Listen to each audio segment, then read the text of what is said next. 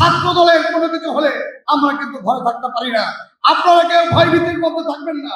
এই রাজশাহী মহানগরী সবুজ, শান্তি, শিক্ষা এবং স্বাস্থ্যর মহানগরী। এই মহানগরীকে আপনারা লক্ষ্য করেছেন, এই 5ই আগস্টকে কেন্দ্র করে, এই জুলাই আগস্টের নাম করে যারা দেশের অরাজকতা এবং দেশকে বিশৃঙ্খলার পরিণত চেষ্টা করে যাচ্ছে, আমাদেরকে কিন্তু সতর্ক থাকতে হবে।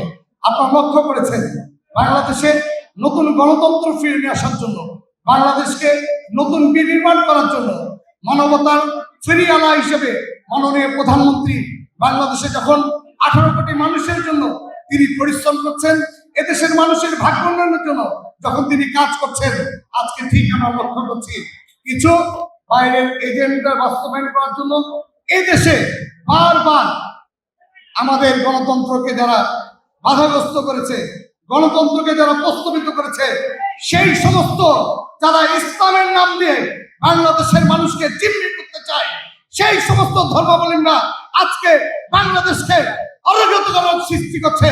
আমি অনুরোধ করবো, আজকে জাতীয়তাবাদী ছাত্রদল আমাদের অনুপ্রেরণা, ছাত্রদল আমাদের আবেগ। এই ছাত্র রাজনীতি করে আজকে আমাদের আল্লাহ মেহেরবান মাননীয় প্রধানমন্ত্রী আমাদেরকে এই পর্যায়ে নিয়ে এসেছে। সেই জন্য ছাত্র দলের কোনো কিছু হলে আমরা কিন্তু ভয় থাকতে পারি না। আপনারা কেউ ভয়ভীতির মধ্যে থাকবেন না। ইনশাল্লাহ জাতীয়তাবাদী ছাত্র দলের যে কোনো কাজে, যে কোনো কর্মসূচিতে আপনাদের পাশে আমরা দাঁড়াবো ইনশাল্লাহ।